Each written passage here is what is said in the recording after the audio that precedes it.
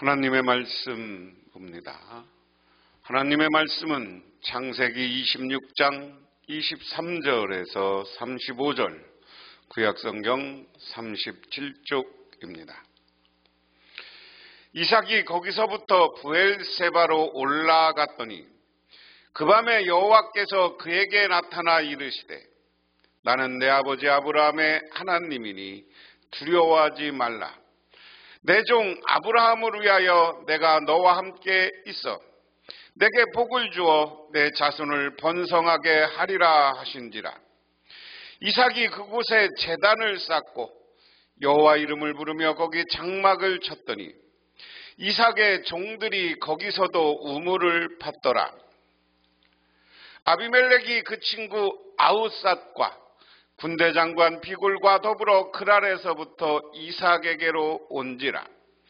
이삭이 그들에게 이르되 너희가 나를 미워하여 나에게 너희를 떠나게 하였거늘 어찌하여 내게 왔느냐. 그들이 이르되 여호와께서 너와 함께 계심을 우리가 분명히 보았으므로 우리의 사이 곧 우리와 너 사이에 맹세하여 너와 계약을 맺으리라 하였노라. 너는 우리를 해하지 말라. 이는 우리가 너를 범하지 아니하고 선한 일만 내게 행하여 내가 평안히 가게 하였음이라. 이제 너는 여호와께 복을 받은 자니라. 이삭이 그들을 위하여 잔치를 베풀며 그들이 먹고 마시고 아침에 일찍이 일어나 서로 맹세한 후에 이삭이 그들을 보내매 그들이 평안히 갔더라. 그날에 이삭의 종들이 자기들이 판 우물에 대하여 이삭에게 와서 알려 이르되 우리가 물을 얻었나이다 하매 그가 그 이름을 세바라 한지라. 그러므로 그 성읍 이름이 오늘까지 브엘세바더라. 에서가 40세에 해쪽 속 부에리의 딸 유딧과 해쪽 속의 엘론의 딸 바스맛을 아내로 삼았더니 그들이 이삭과 리브가의 마음에 근심이 되었더라. 아멘. 이삭은 그랄의 목자들의 행포로 거주지를 옮기면서 우물을 팠습니다. 그때마다 하나님의 은혜로 물을 얻었습니다. 건조한 이스라엘 남부 지역에서 우물은 생명과 직결되기 때문에 이보다 더한 복은 없을 것입니다. 이삭은 브엘세바까지 올라갔습니다. 이삭 이야기 15절에서 33절을 아브라함의 이야기와 연결시켜서 두 이야기가 비슷하게 나타납니다. 이는 이삭이 아브라함의 길을 걸어가고 있음을 암시합니다. 브엘세바는 21장에 처음 나오는 지명으로 아브라함과 아비렉의 언약에 체결된 지명입니다. 이 이름은 맹세의 우물 또는 일곱 우물이라는 뜻인데 이는 일곱 암양을 주고 구입한 일에서 유래되었습니다. 브엘세바는 아브라함이 구매한 것이기 때문에 이삭의 유산이었습니다. 아브라함은 자신의 우물을 아비멜렉의 종들이 강탈한 것을 책망하여 아비멜렉과 언약을 맺었고 블레셋 사람이 이삭의 우물을 강탈한 이후 이삭은 브엘세바에서 아비멜렉을 만나 언약을 맺습니다. 따라서 이삭이 아브라함의 행위를 따르고 있음을 보여주고 있다. 자, 오늘 시작 보면 하나님의 약속을 했습니다.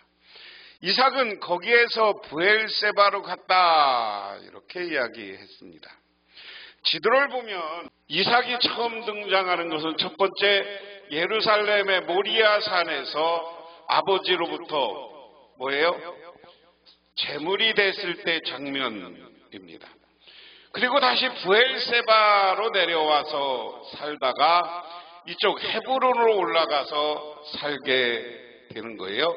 그래서 여기 아까 말씀드린 것처럼 이 브엘세바는 아브라함의 중심지고 이삭의 중심지입니다.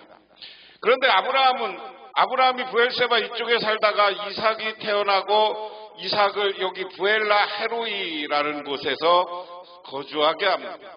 그리고 이곳에서 리브가를 만나서 결혼을 하죠.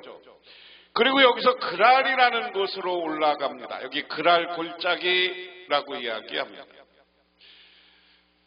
그래서 그랄 라우에라고 해서 여기서 그랄에서 만나서 계속 100배의 수확을 얻고 샘을 파고 다닙니다. 그랄에서 떠나라 그러니까 떠나서 이쪽에서 샘을 계속 팠어요. 그런데 샘을 파는 곳에서 계속 시비가 거니까 결국 부엘세바로 다시 오늘 이삭이 오는 장면으로 오늘 말씀이 시작되고 있다. 그날 밤 주님께서 그에게 나타나셔서 말씀하셨습니다. 나는 너의 아버지 아브라함을 보살펴준 하나님이다. 내가 너와 함께 있으니 두려워하지 말라. 내가 나의 종 아브라함을 보아서 너에게 복을 주고 너의 자손의 수를 불어나게 하겠다.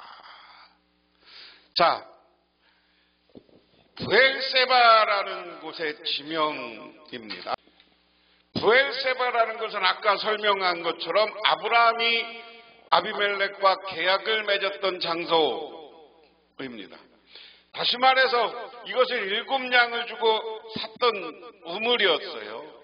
그 서로 다투니까 우물을 줬어요. 그래서 부엘세바의 우물은 누구 겁니까? 아브라함 거였으니까 이삭이 그것을 물려받았어요. 그러니까 여기는 이삭의 겁니다.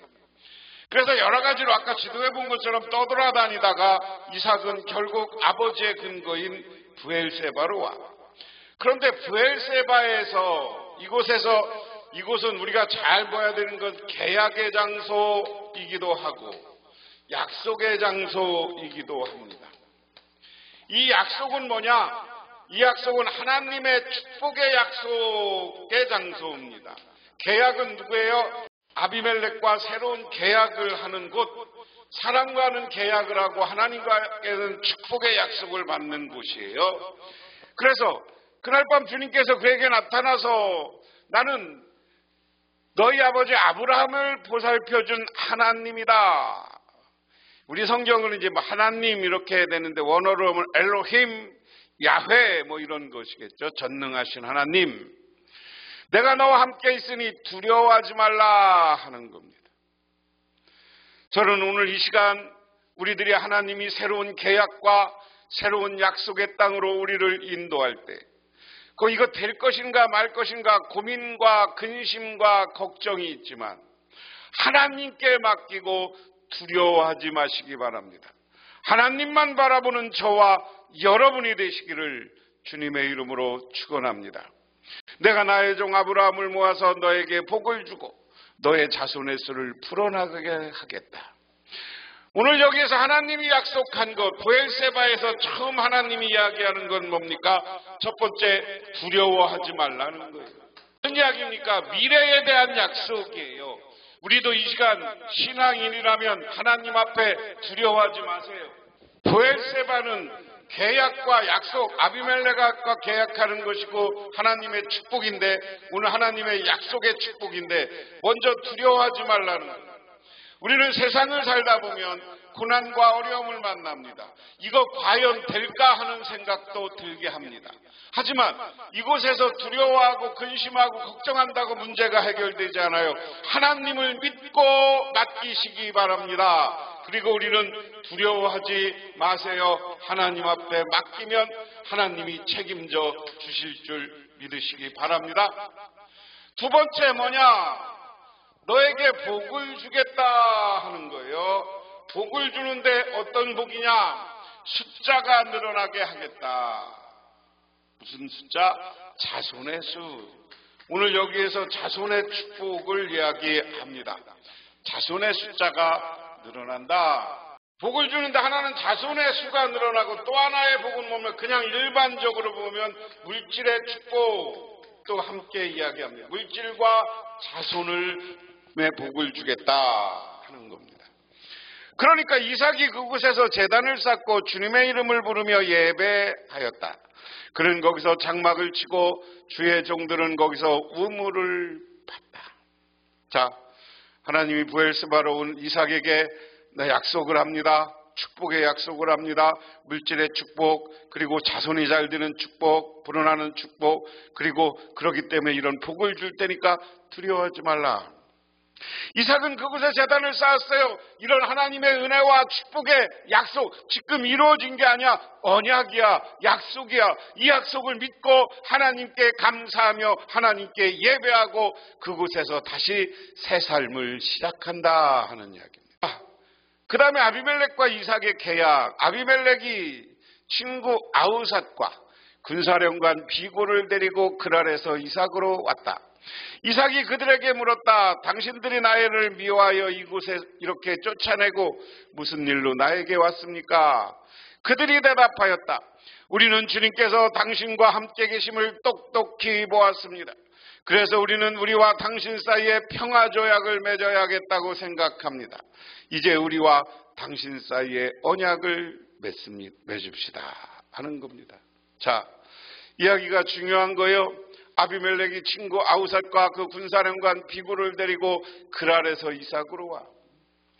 여기 아까 비골이라는 이름은 과거에 이삭이 아브라함과 약속할 때 언약을 맺을 때 같이 왔던 군사령관입니다. 그 다음에 여기 아우샷은 친구로 번역됩니다. 친구로 번역되는데 이는 왕의 관리로 해석되기도 합니다. 그리고 눈에 띄는 군대장관은 비골입니다. 아비멜렉은 전에 이삭을 만났을 때 다른 사람을 대동하지 않지만 이번에는 군대장관을 대동했습니다. 이는 이삭이 부유해졌을 뿐만 아니라 강한 집단의 우두머리가 되었음을 암시합니다. 그래서 그렇게 와요. 그러니까 이삭이 물어, 야, 너 나 쫓아낼 때는 언제고 왜 왔어? 이야기해요. 무슨 일로 왔어? 네가 나 미워해서 나가라 그랬잖아. 근데 왜 왔어? 그런데 28절에 중요한 이야기입니다. 오늘 아비멜렉이 이삭과 계약을 하기 와요. 계약을 하기로 왔는데 혼자 온 게 아니라 증인이 있어야 되니까 군대장관, 자기의 신하 뭐 이런 사람하고 왔어요. 그러면서 오늘 여기서 첫 번째 하는 말이 왜 왔어? 그러고 하니까 나가 보았다. 하나님이 너와 함께 계심을 똑똑히 보았다. 여기서는 주님으로 번역했고요.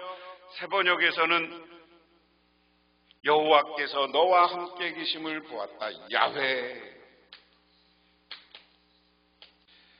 야 이삭, 너한테 하나님이 너와 함께해서 야훼 여호와 하나님이 너와 함께하는 거야. 내가 그걸 분명히 네가 하루하루를 살아가는 것을 봤어.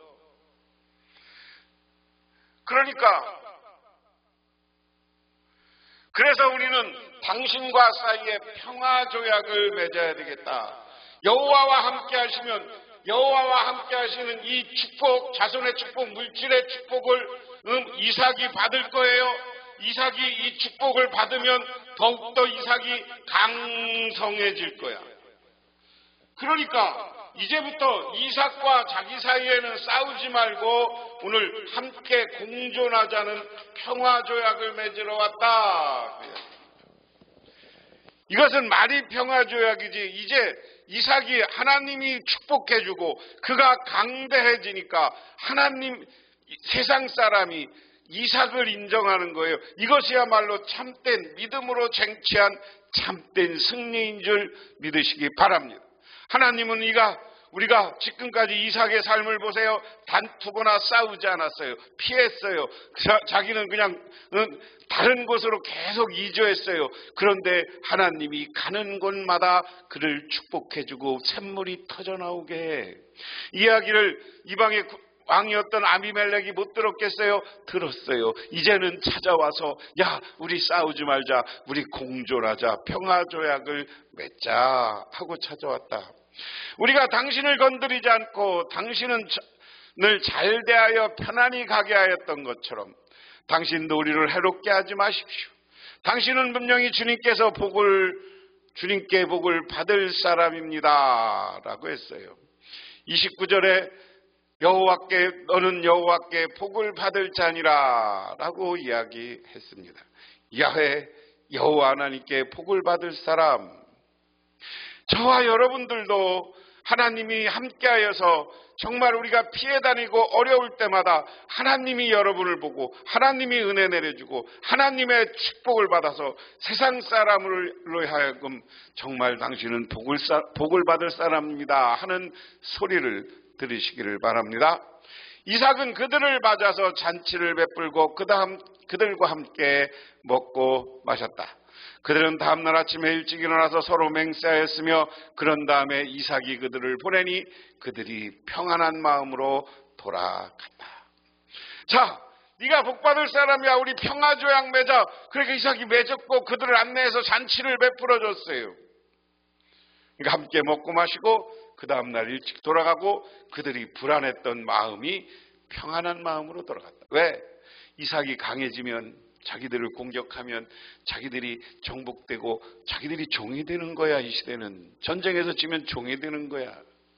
이제는 그러지 않겠다는 생각이 드니까 평안한 마음으로 돌아가는 거예요. 그 다음에 에서의 아내들 그날 이삭의 종들이 와서 그들이 판 우물에서 물이 터져 나왔다 보고하였다. 이삭이 그 우물을 세바라 부르니 사람들은 오늘날까지 그 우물이 있는 성읍을 부엘세바라고 하였다. 에서는 40살이 되던 해에 햇사람 브리에의 딸 유딧과 햇사람 엘론의 딸 비스맛을 아내로 맞았다. 이 두 여자가 나중에 이삭과 리브가의 근심거리가 된다. 하나님이 축복해주면 그 축복 앞에 온전하고 바르게 살아야 되는데 허물과 죄를 범해. 그리고 나면 고난이 오는 것인데 오늘 이삭이 여러 가지 있지만 이방 여인을 자기의 아내, 두 여자 아내,